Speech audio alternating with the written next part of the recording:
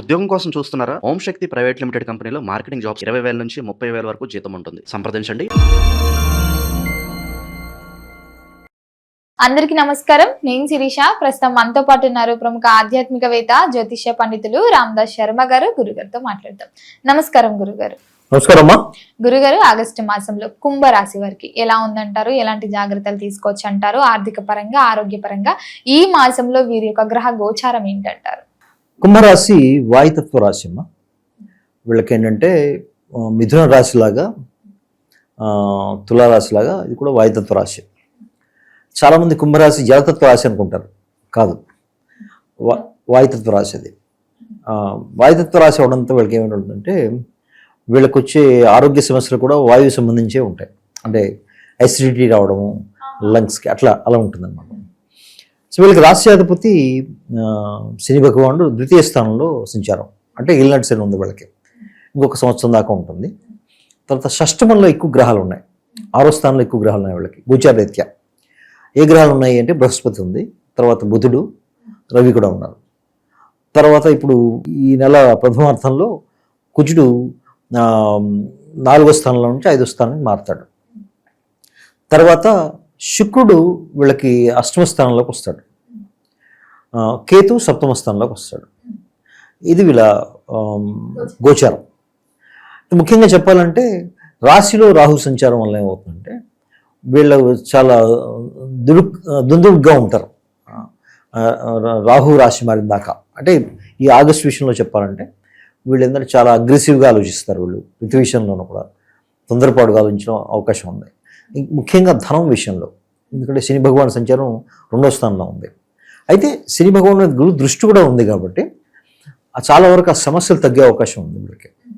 కొన్ని అప్పులు కూడా చేయొచ్చు వీళ్ళు. అప్పులు చేసి కొన్ని పనులు చేస్తారు వీళ్ళు, ఎందుకంటే షష్టమ స్థానం చాలా బలంగా ఉంది కాబట్టి వీళ్ళకి అప్పులు పుడతాయి కూడా. వీళ్ళు ప్రయత్నం చేస్తే బ్యాంకు లోన్స్ వస్తాయి, తర్వాత వేరే అప్పులు కూడా వస్తాయి వీళ్ళకి, సహాయానికి అప్పులు వస్తాయి.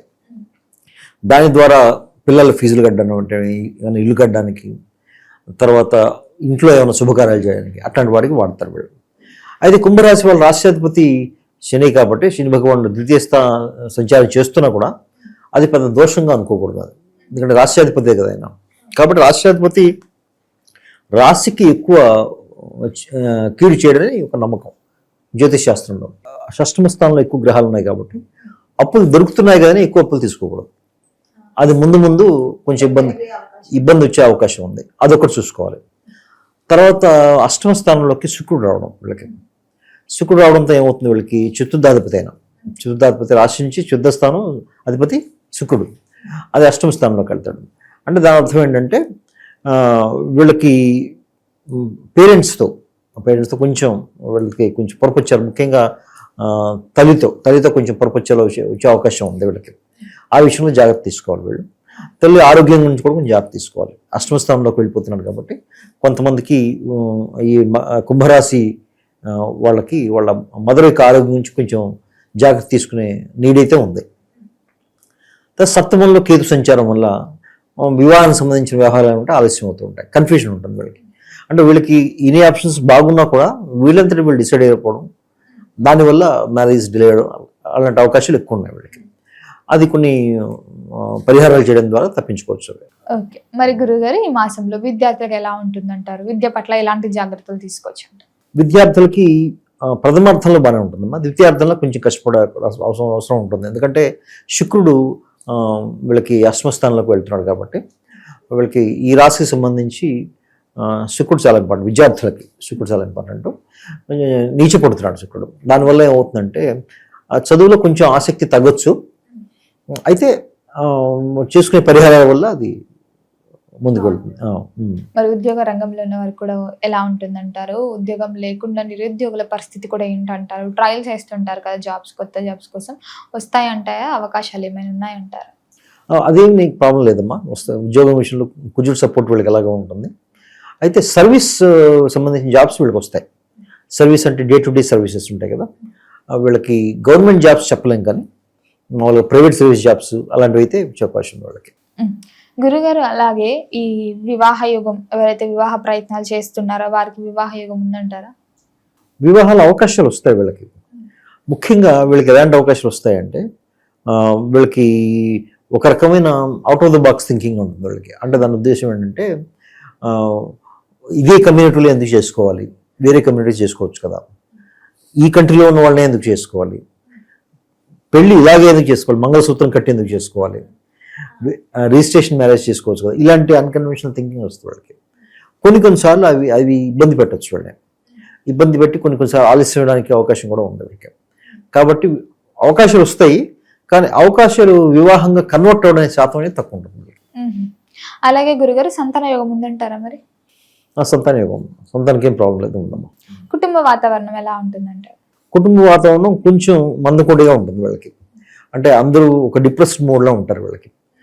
అయితే దాని అనారోగ్య సమస్యలు ఉంటాయని నేను చెప్పను, కానీ అయితే కుటుంబ స్థానంలో శని భగవాన్ సంచారం వల్ల తీసుకున్న నిర్ణయాలు, సమిష్టి నిర్ణయాలు ఏవైతే ఉంటాయో అవి అమలు చేయడానికి కొంచెం ఆలస్యం అవుతుంది. దానివల్ల కొంత నిర్లిప్తత ఉంటుంది. మరి గురుగారు ఈ మాసంలో పెట్టుబడులు పెడదాము, కొత్తగా వ్యాపారం స్టార్ట్ చేద్దాం అనుకుంటూ ఉంటారు కదా, చెయ్యొచ్చు అంటారు? భూమి మీద పెట్టుబడి పెట్టచ్చు ఈ మాసంలో. భూముల పైన, రియల్ ఎస్టేట్, అది పెట్టుబడి పెట్టచ్చు. ఎందుకంటే పంచమంలో కుజుడు ఉన్నాడు. ఎప్పుడైతే కుజుడు పంచమంలో ఉంటాడో ఆ పెట్టుబడులు రాణిస్తాయి భూమి మీద పెట్టే పెట్టుబడులు. గురుగారు అలాగే ఈ మాసంలో వీరు దూర ప్రయాణాలు చేయొచ్చు అంటారా? చేస్తే ఎలాంటి జాగ్రత్తలు తీసుకోవచ్చు అంటారా? ఇప్పుడు దూర ప్రయాణాలు చేయాలంటే చాలా వరకు భయపడుతూ ఉన్నారు. సో దూర ప్రయాణాలు చేయొచ్చు అంటారా? ఈ కుంభరాశి వారికి ఈ మాసం ఓకేనా? కుంభరాశి వాళ్ళు దూర ప్రయాణాలు తగ్గించుకుంటే మంచిది.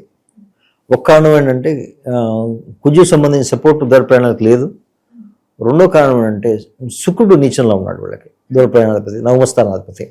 కాబట్టి నవమస్థానాధిపతి అష్టమంలో అయితే ఎప్పుడైతే ఉంటాడో దూర ప్రయాణాల వల్ల వీళ్ళకి నష్టమే ఎక్కువ ఉంటుంది. కాబట్టి తగ్గించుకుంటే మంచిది. విదేశీ యోగం ఉందంటారా? విదేశాలకు వెళ్ళాలని చాలా మంది ప్రయత్నిస్తున్నారు. చదువుకోవడానికైనా, అక్కడికి వెళ్ళి సెటిల్ అవ్వడానికైనా విదేశీ యోగం ఉందంటారా మరి? విదేశీ యోగం ప్రస్తుతానికి తక్కువ అని చెప్పాలి వీళ్ళకంటే. దానికి సంబంధించిన సపోర్ట్ అవి గోచారంలో లేవు. వ్యక్తిగత జాతకంలో ఏమైనా ఉంటే చూడొచ్చు. మరి వీరికి పదవార్థం బాగుంటుందంటారా, ద్వితీయార్థం బాగుంటుందంటారా? వీళ్ళకి ద్వితీయార్థమే బాగుంటుంది. ద్వితీయార్థం. రవి సంబంధించిన గోచారం బాగుంటుంది వీళ్ళకి. సప్తమంలోకి వస్తాడు కదా, రవి వస్తాడు, బుధుడు వస్తాడు.